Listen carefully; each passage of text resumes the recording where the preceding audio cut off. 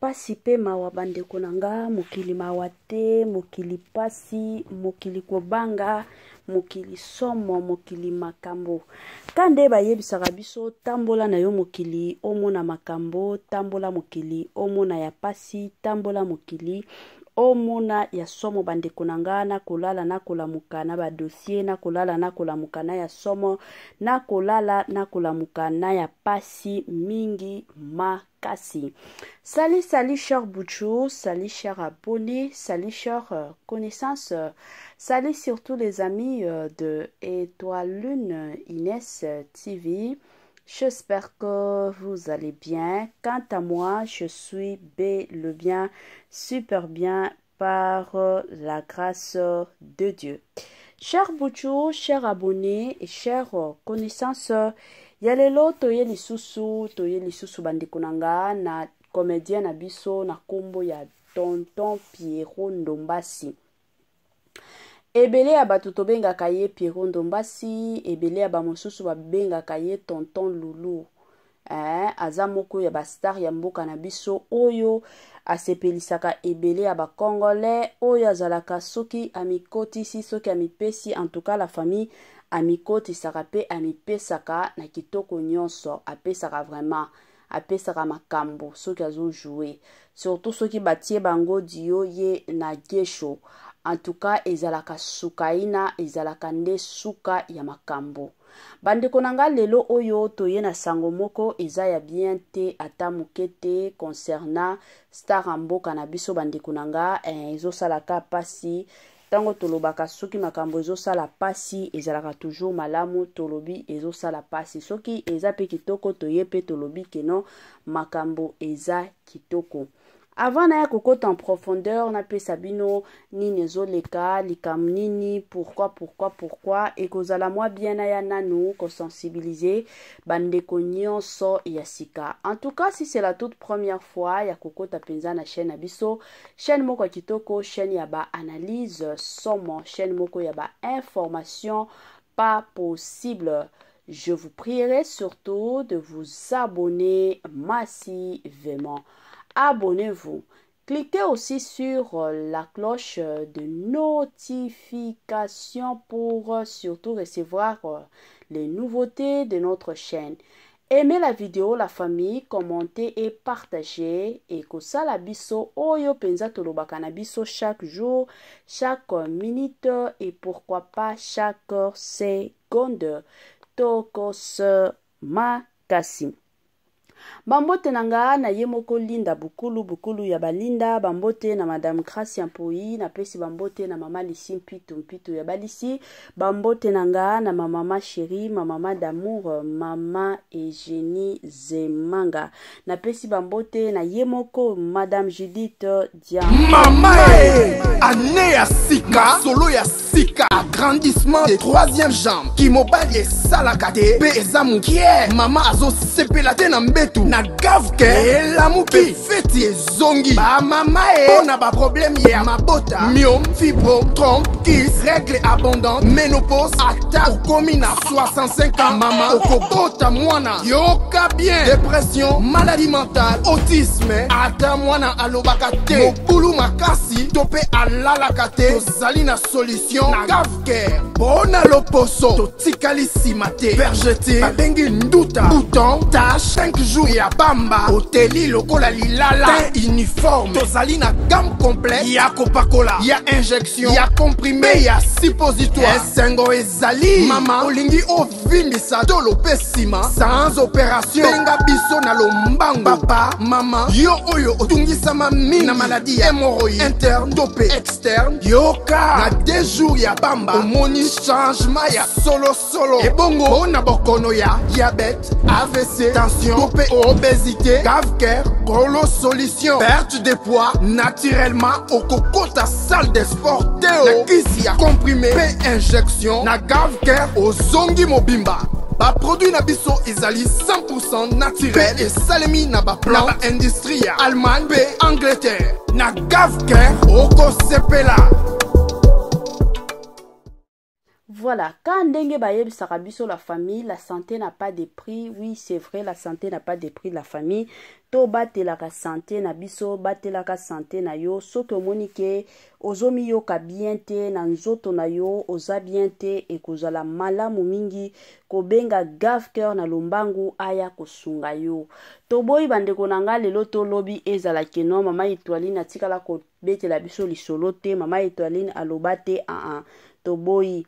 Yango bo profitaka bozwaka opportunité oyo bandeko na nga nzoto eza bien te, benga gave cœur na lombangu aya kosunga yo na système moko ya kitoko pe na système moko ya somo.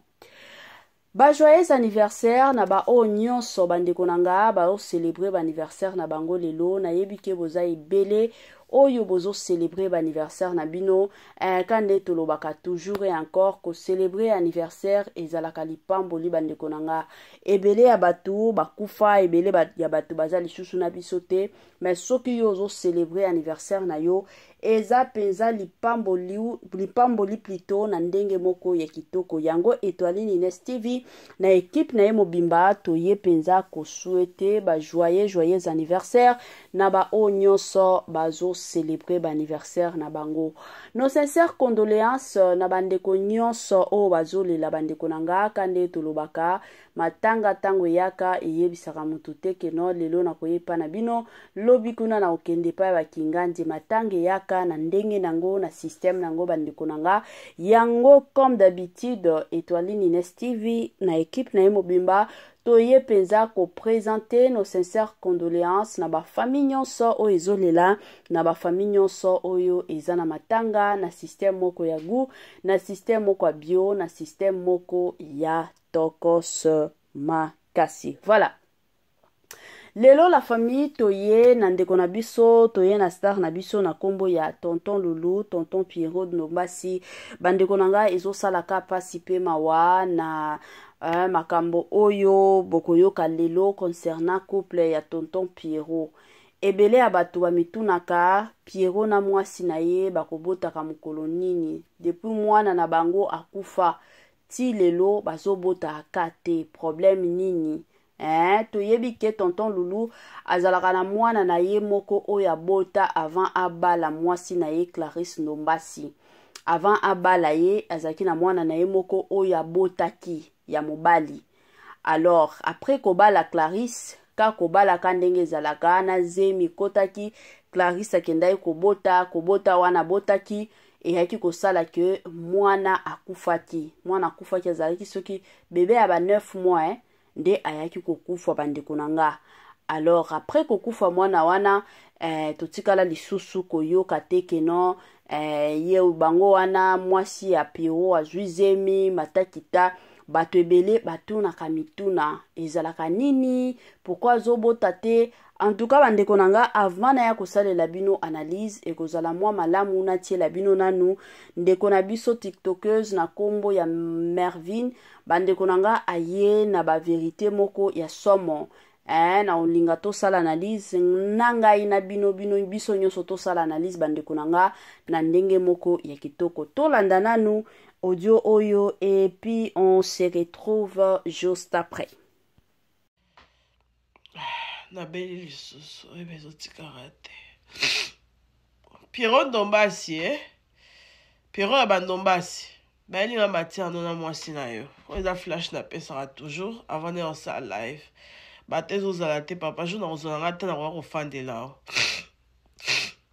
zemi ya mwasi elongo lisusu Pierrot bokabwana te bokabwana mwasi na oboye bien ke bino mbale boza eloko mo bote kosala ntango bomonaki bana bazokufaka bazemi ezolonga bosalisaka test ata avant bobana ntango boye kosalisa test ana bomoni ke incompatibilité eza entre yo na mwasi kabwana bokabwana bayelinga matina mino aza triste eso aza molai ma jour na kozwa te na kofandela on apesi kaka flash incompatibilité eza boza na problème yo na mwasi bokoki kobota te siko bozofanda libala ne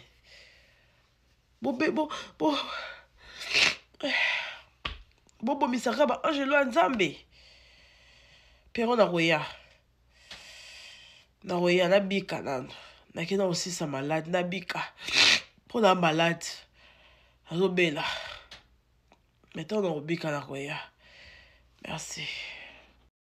Voilà, de retour la famille, de retour kande na lobaka biloko kitoko e umilaka nango te moi message ya mokuse kaka me elobi penza makambo ebele.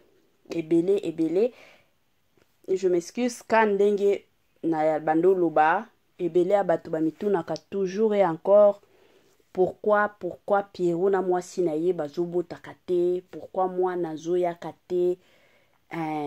Nabandi après kokufa ya mwana Pierrot Ndombasi mwana na bango oyo babotaki oyo akufaki soki na ba 8 mois to 9 mois quelque chose pareil.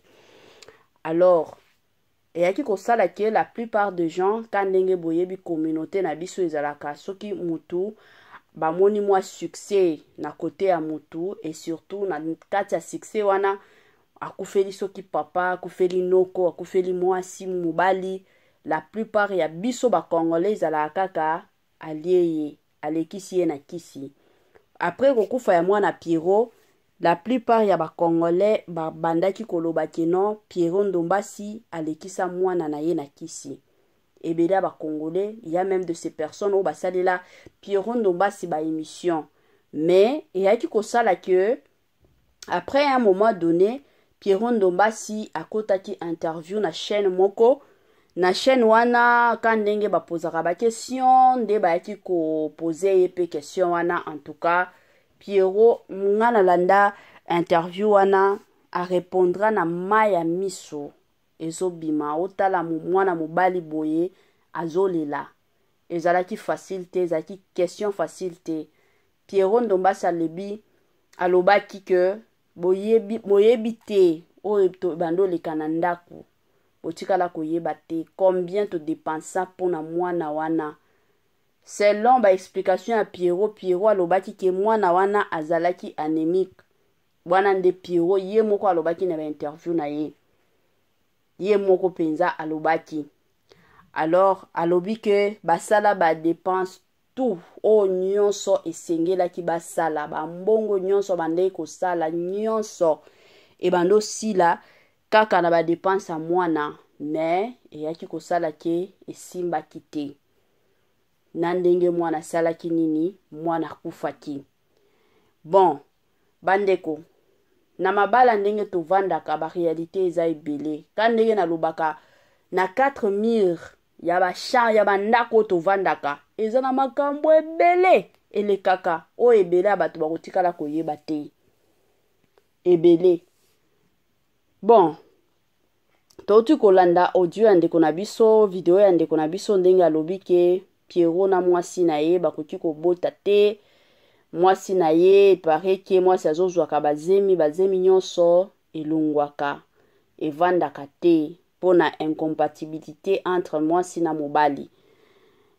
Ndeko na biso aye ko suggérer que Pierrot na mwasi na ye bakabwana parce que libala boye ekotikala kozala te. Bon, je sais que na kibiso biso ba bantu c'est tout à fait normal. Tobala naka la plupart ya bato batiaka nde kobota liboso me batiaka bolingo te. Nakoki kopesa exemple ya mindele soki babalani ezalaka bolingo. Pona bango bana ezalaka neti projet. Tokoki kobota to tokoki kobota te. Wana mindele. Mais biso babantu bolingo wi ekoki kozala me priorité totiaka bana. Ezala babiso oto obalana ezala ba famille na biso. Ezala entourage na biso. Donc bo bala na penza entourage ezotalela bino il faut bobota. Bo bala na bino moko déjà bokomi komitia pression na motema na mitema ke il faut to bota. Bo bala na ba famille na bino ekomi kotia pression ke il faut bobota. Ekomaka bongo. Yango wana ememelaka ba problème ebele mais mundele tango obala premièrement ba yebi kiza bolingo bana tokoki kobota te to yebi neti moi personnellement na yebi ba couple ebele ya mindele oh ba vanda na bango ba batikala kobota te mais biso bato mwindu eza mabota. Donc soki mabota eza te, soit mobali akomi kobima libanda, soit mwasi akomi koyimayima, famille ya mwasi ya mobali koya kotelema, mwasi na ya botaka te bakomi kofingela yo mwasi jusqu'à ce que libale koya kokufa. De l'autre côté, soki tokoti na Bible, makambo ya Pierrot na mwasi na ye baobala te, e baobota te bakabwana. Mais Bible, parce que nayebi ke Pierrot na mwasi na ye, bango nyonso basambelaka, baza ba chrétien.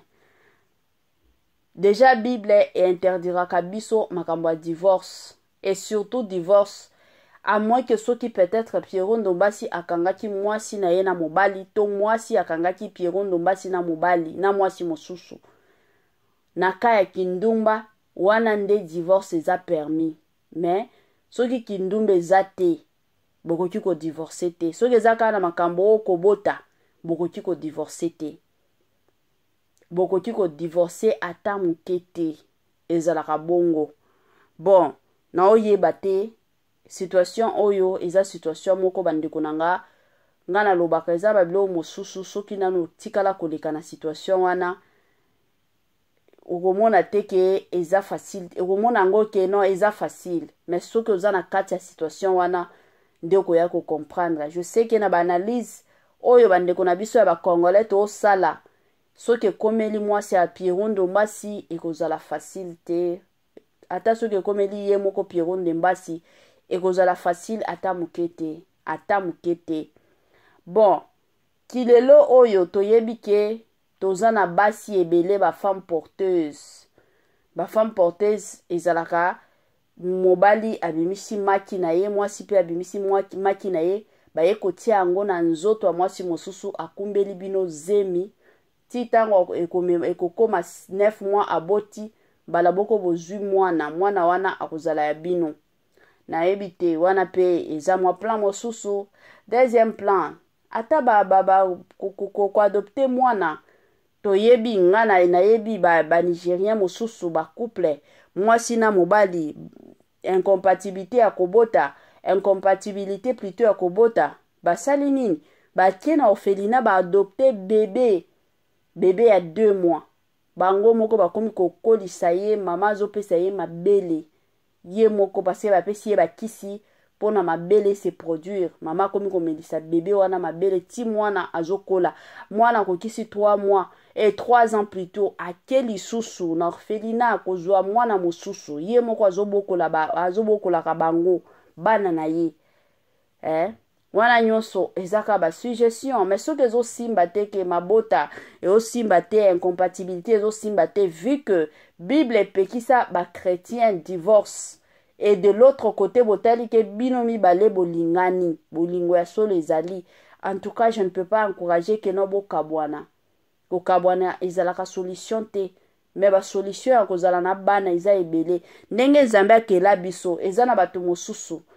Nzambe peut-être qu'elle planifie na ba plan na ye atikala ko planifier que non yo okozwaka bana ya yo moko, peut-être yo okobokola nde bana ya ba orphelin ya ba orphelinat, ba orphelin o bazangi papa bazangi mama, yo muto kobokola bango keka na orphelinat. Bozwi mwa bébé ya 2 mois bokomi kobokola ye akomi mwana na bino. Kande tomona Popine Momoti ye wana akenda ko adopter bébé lelo oyo mwana wana aza ya kokola akomi soki na ba 7 ans abenga kaka Popine Momoti mama, na ndenge Popine Momoti akoti na ndako libala na mwana na ye bazo landa na kaboyi. Do ba option eza nango ebele ya koloba keno okoki kozala na mwana eza te keno ozokoka kobota te to yo moko boyi kobota te. Bazeme ezoya ezolongwa. Incompatibilité soki eza ya solo ke incompatibilité eza entre Pierrot Ndombasi na Clarisse Ndombasi kobota eza te, bakoki ko adopter bana eza nango problème te. Je sais que ba famille etelemaka, mais bino mibale soki bolingani, soki réellement bolingo eza ya solo, yo mwasi ko défendre mobali na yo epai na bino, mobali pe ako défendre mwasi na ye epai na bango. Parce que tango tobalanaka pona ba famille te, mais tobalanaka pona bolingo ya biso moko. ba famille oui baza wana mutu na mutu akosala makambo na ye akosala vie na ye ezala ba mama na biso bango basi basala ba vie na bango ezala ba papa na biso basi basala ba vie na bango ezala bandeko na biso basi bango pe bakosala ka ba vie na bango. Donc tant tobala naka ezalaka nanu yo mwasi na mobali na yo ndenge bozo vivre na bolingo na bino ndenge bozo kende na bolingo na bino c'est ce qui compte. Eza mwa bongo. En tout cas, courage na couple Ndombasi, courage na Clarisse Ndombasi na za mwasi. Na yebi souffrance, na yebi bandeko nanga, humiliation ndenge zalaka. Na yebi. En tout cas, courage à toi. Ba émission eko salema, oza mwasi star, c'est tout à fait normal.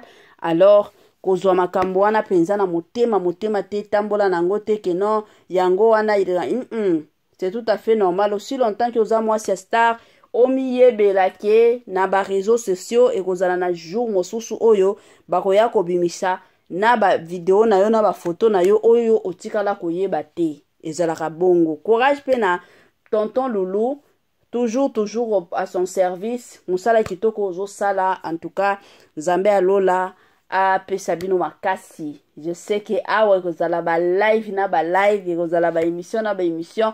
Bokolata miniature c'est miniature mais bozalaka makasi Nzambe akosunga na ndenge moko ya bien.